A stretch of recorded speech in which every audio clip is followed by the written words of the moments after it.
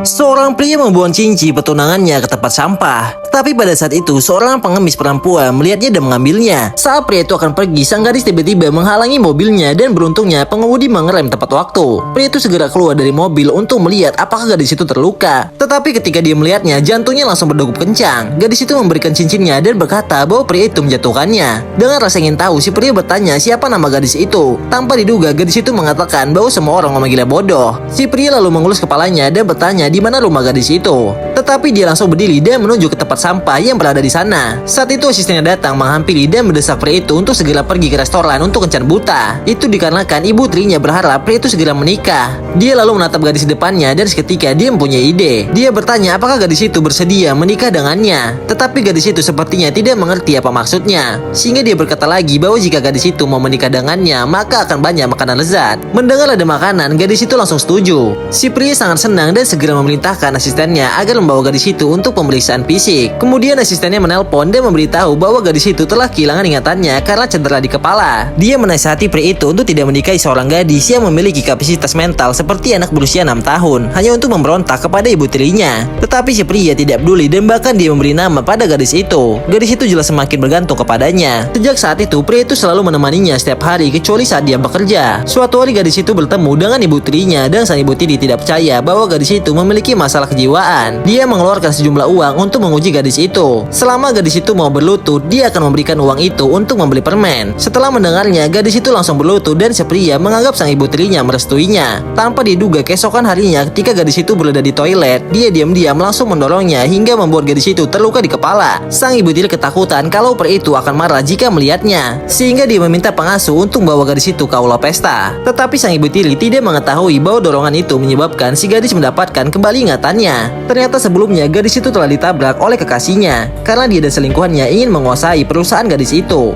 Ketika sang gadis bertemu kembali dengan mantan kekasihnya, dia langsung menamparnya bolak-balik dan mengungkapkan bahwa mantan kekasihnya itu adalah seorang pembunuh. Hingga pada akhirnya mantan kekasihnya dan juga selingkuhannya itu ditangkap polisi. Si pria yang telah menolong gadis itu akhirnya mereka menikah dan akan memiliki seorang anak.